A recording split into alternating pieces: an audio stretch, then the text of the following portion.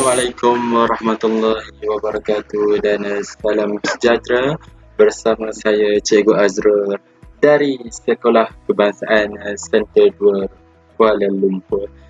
Jadi sebelum kita meneruskan pembelajaran kita pada hari ini, bolehlah kiranya kita mulakan dengan bacaan doa belajar.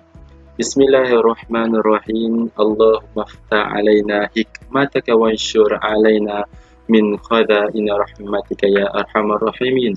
Rabbi shrah li sadri wa yassir li amri wahlul 'uqdatam min lisani yafqahu qawli. Amin. Amin ya rabbal alamin. Jadi sebelum saya menceritakan tentang pembelajaran pada hari ini, saya mengalu-alukan penonton semua untuk like, share dan subscribe saya punya channel YouTube. Baiklah, hari ini saya akan menceritakan dan mengajar tentang perjuangan kemerdekaan negara, iaitu sejarah tahun 5. Tapi hari ini saya akan menekankan tentang perjuangan tokoh tempatan menentang British. Pada pembelajaran sebelum ini telah menceritakan penjajahan dan campur tangan kuasa luar, yang di mana penjajah-penjajah telah menakluki dan masuk ke negeri-negeri di sekitar Tanah Melayu yang berakhir dengan British yang telah menguasai Tanah Melayu ini. Jadi bagi mempertahankan hak kemerdekaan itu, mestilah ada pejuang-pejuang yang tampil bagi mempertahankan negeri-negeri di Tanah Melayu. Ayuh kita mulakan. Baiklah, murid-murid pada hari ini akan mencapai objektif pembelajaran. Terdapat 6 objektif, 3 yang utama dan 3 yang sampingan. Yang utama ialah yang pertama, menyenaraikan tokoh-tokoh tempatan yang menentang penjajahan British. Yang kedua, menyatakan peristiwa penentangan tokoh tempatan terhadap British. Ketiga, menyatakan sebab penentangan tokoh tempatan terhadap British. Ini yang utama. Manakala bagi objektif sampingan merupakan nilai-nilai murni yang perlu diambil berat oleh murid-murid, iaitu di mana yang pertama menyatakan iktibar yang diperoleh daripada perjuangan tokoh terdahulu. Seterusnya, menyatakan rasa bangga terhadap perjuangan pemimpin terdahulu, dan yang terakhir menyatakan kepentingan mempertahankan kedaulatan negara. Baik, tokoh yang pertama ini adalah Abdul Said. Nama sebenar beliau Abdul Said bin Omar, dilahirkan pada tahun 1773 di Nanning. Dilantik menjadi penghulu Nanning ketika berumur 26 tahun. Okey, baik. Sebab apa Abdul Said ini menentang? Okey, rasa-rasa sebab apa? Okey, yang pertama, beliau mempertahankan kedaulatan Nanning. Beliau sangat marah apabila pada tahun 1824 British dan Belanda telah menandatangani perjanjian Inggeris-Belanda di mana Melaka diserahkan kepada British. Okey, apabila Melaka diserahkan kepada British, sememangnya Nanning merupakan sebahagian daripada wilayah Melaka. Siapa tak marah ambil tempat kita, betul tak? Jadi Abdul Said ini menentang habis-habisan di mana British telah mengambil kawasan talukan Abdul Said tersebut. Dan yang kedua, pelaksanaan undang-undang British di mana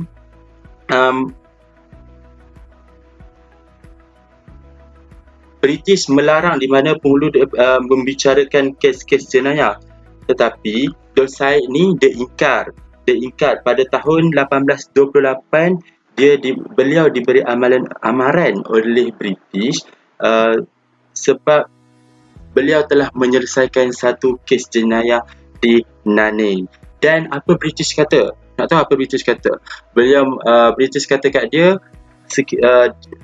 Abdul Said diugut, akan dilucutkan jawatan sekiranya ingkar apa yang British katakan. Dia tak ikut apa British kata, dia ingkar akan lucutkan jawatan dia. Okey, dan seterusnya menentang bayaran cukai. Okeylah, menentang bayaran cukai ini di mana British telah memaksa Nanning menyerahkan 1/10 daripada hasil keluaran pertanian sebagai cukai.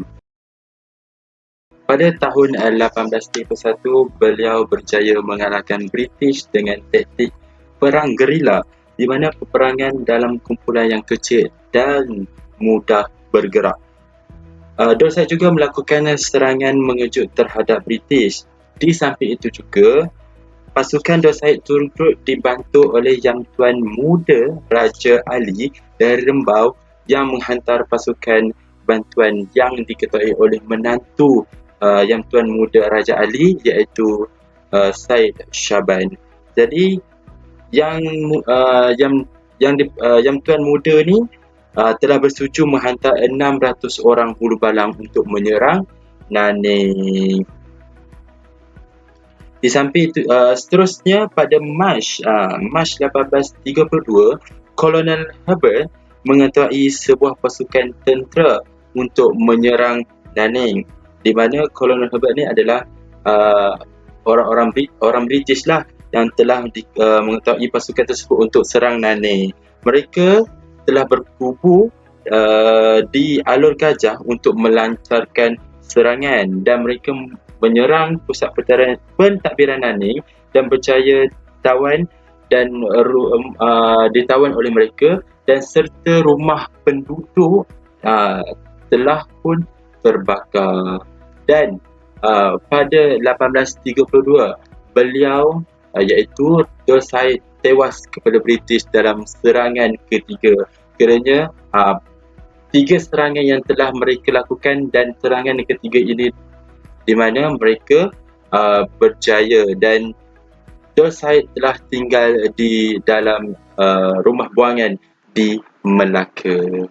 Selesai untuk Dorset. Ayuh kita bergerak ke Rentak. Di mana Rentak kita menjelajah ke negeri Sarawak, di mana nama sebenar beliau ialah Libau Anak Nengkan. Nama beliau bermaksud penggoncang dunia, dilahirkan pada tahun 1800, diberi gelaran Raja Darat dalam kalangan orang Iban. Sebab penentangan yang Rentak sangat-sangat marah ni, apa dia? Yang pertama, panggilan lanun, satu penghinaan terhadap kaum Iban.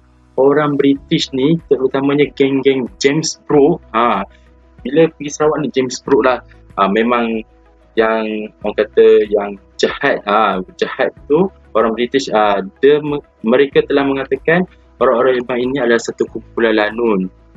Jadi itu orang Iban anggap itu satu penghinaan. Rentak pun marah. Seterusnya, pembinaan kubu di Sungai Sekerang. Ini juga James Brooke telah buat. Dia telah membina kubu di Sungai Sekerang. Untuk apa? Untuk mengawasi pergerakan orang Iban.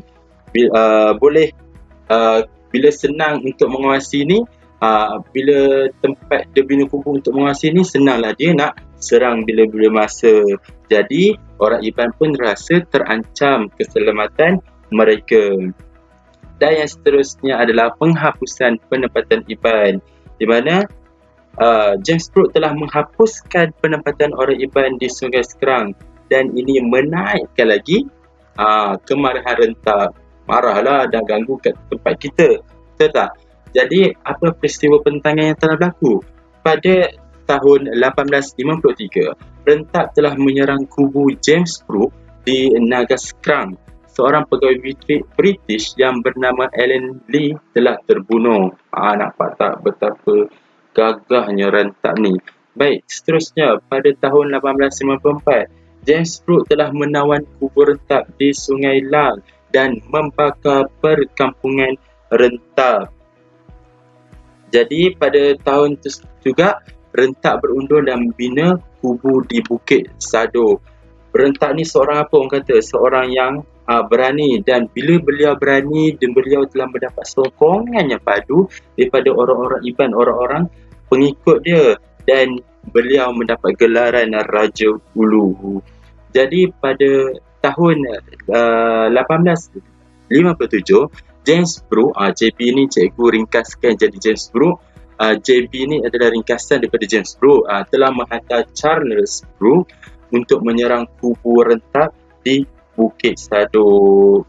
Dan pada 1858, Charles Brooke melancarkan serangan kedua terhadap kubu rentap di Bukit Sadok, di mana serangan tersebut gagal disebabkan pertahanan rentap yang sangat kukuh. Walaupun Charles Brooke mendapat bantuan daripada 3,000 orang Iban dan 500 orang Melayu, tetap gagal. Tapi mereka tidak berasa gagal. Pada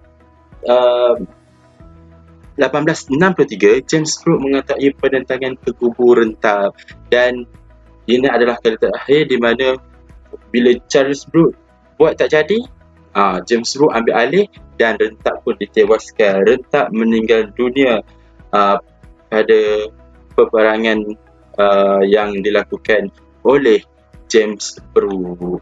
Selesai sudah dua Dorsaid dan rentap. Saya harap semua dapat apa yang saya katakan. Pun begitu, jangan lupa rujuk buku teks juga untuk tambahkan maklumat kalian menerusi apa yang saya katakan. Okey, seterusnya kita pergi ke tokoh yang seterusnya, iaitu Sharif Masahur. Nama sebenar Syed Masahur bin Muhammad Al-Shahab. Beliau berasal dari kampung Igan di muara Sungai Rajang. Bila kita kata Sungai Rajang ni, iaitu terletak di mana? Di Sarawak. Dilantik oleh Sultan Brunei sebagai pembesar Sarike di Sungai Rajang. Berpengaruh dalam kalangan orang Melanau. Apa sebab penentangan beliau juga? Terdapat beberapa sebab maupun faktor penentangan. Yang pertama, perluasan kuasa James Brooke. Okey, jadi James Brooke ni mengambil wilayah Sungai Rajang daripada Sultan Brunei. Okey. Yang seterusnya, pembinaan kubu dan pelantikan wakil British.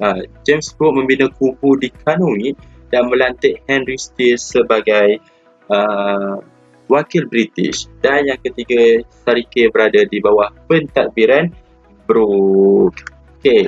Jadi peristiwa penentangan, apa yang berlaku? Pada 1895, Sharif Masahur telah mengertai 150 buah perahu untuk menyerang Muka dan mengusir Pangeran Matusin yang menyokong James Brooke. Usir apa? Menghalau. Okey, jadi pada seterusnya, pada 1860, Sharif Masahur, Datuk Patinggi Abdul Ghafur dan Temenggu Hashim telah membuat pakatan untuk menyerang Kuching. Okey, dan Datuk Patinggi Abdul Ghafur telah berjaya ditangkap dan dipenjarakan di Betawi semasa peperangan yang mereka untuk peperangan untuk ketika mereka menyerang Kuching tersebut.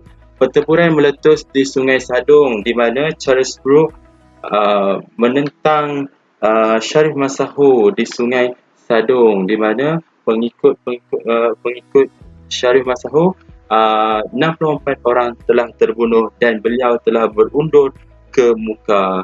Dan yang terakhir, pada 1861, Sharif Masahur telah ditewaskan dan dibuang negeri ke Singapura.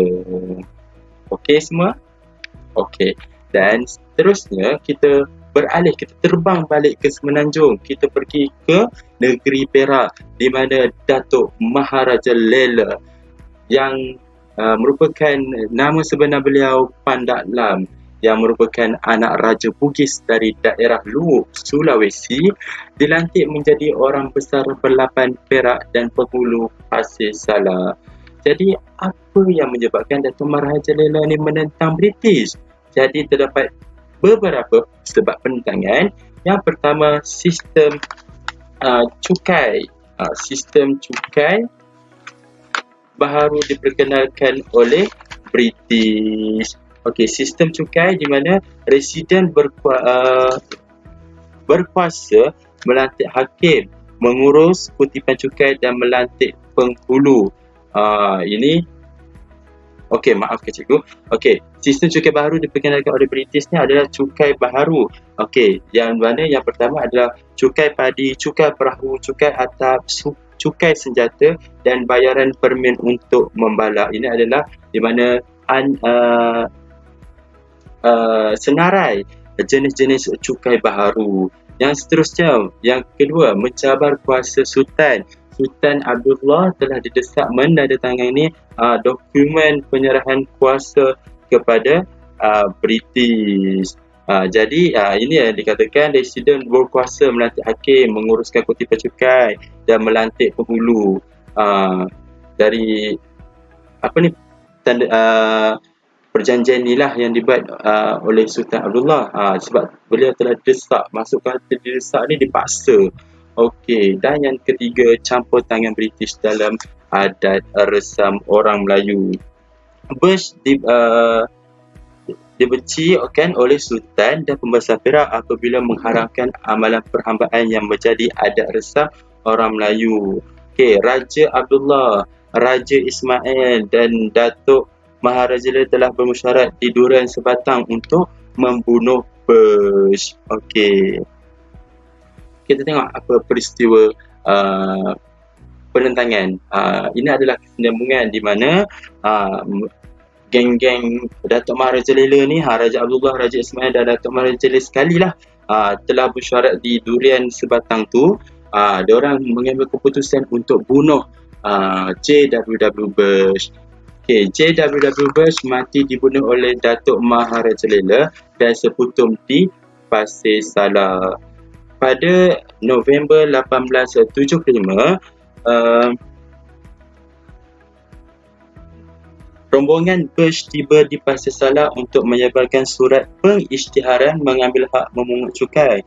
Bush telah dibunuh oleh seputum sewaktu beliau sedang mandi di Sungai Perak. Dan pada tahun yang sama juga, Datuk Maharajalela telah ditewaskan. British mendapat bantuan tentera dari India dan Hong Kong. Ini berlaku di di Sungai Perak, di mana Bush dibunuh oleh seputum. Yang berlaku di Pasir Salah pula, di mana Datuk Maharajalela ditewaskan oleh tentera British yang disokong, yang dibantu oleh India dan Hong Kong. Dan yang terakhir, pada Januari 1877, beliau ditangkap dan dijatuhkan hukum gantung sampai mati. Baik. Dan yang terakhir untuk bahagian yang pertama ini ialah Yang Tuan Anta. Okey, nama sebenar beliau ialah Tunku Laksamana Anta ibni almarhum Raja Radin. Beliau dilantik menjadi Yang Tuan Seri Menanti pada tahun 1875. Wilayah jajahan Seri Menanti merangkumi daerah Keraji, Ulu Muar, Gunung Pasir dan Jempol. Jadi apa yang menyebabkan Yang Tuan Anta ni untuk menyerang ataupun menentang British? Jadi yang pertama, tidak bersetuju Datuk kerana menandatangani perjanjian dengan British. Yang kedua, British menyokong Datuk kerana mengisytiharkan Karachi sebagai wilayahnya, dan ini dibantah oleh Yang Tuan Anta yang menganggap British sebahagian daripada jajahan Seri Menanti. Okey, pada November 1875, residen British di Sungai Ujong, PJ Murray, telah menghantar tentera dan juru ukur untuk membuat ukuran tanah. Dan Yang Tuan Anta telah menghantar 200 orang pengikutnya menuntut supaya British menghentikan tugas mengukur tersebut. Pada bulan seterusnya, iaitu Disember 1875, Yang Tuan Anta menawan Paroi dan bina kubu pertahanan. Tetapi British berjaya menawan semula Paroi setelah mendapat bantuan negeri-negeri Selat, tentera negeri-negeri Selat. Jadi, siapakah tentera negeri-negeri Selat? Seperti pembelajaran sebelum ni. Okay. Antaranya adalah tentera dari Melaka ke Pulau Pinang dan satu, Singapura. Beliau tewas kepada British dan terpaksa berundur ke Bukit Putus. Dan mereka mengadakan perundingan perdamaian dengan British yang diwakili oleh William Jervois, dan beliau diiktiraf sebagai Yang Tuan besar Seri menanti. Okey. Baiklah, cukup untuk bahagian yang pertama, 5 tokoh pejuang tempatan yang pertama, dan kita akan jumpa 5 orang tokoh lagi pada episod yang kedua, di bahagian yang kedua. Itu sahaja daripada Cikgu. Assalamualaikum warahmatullahi wabarakatuh.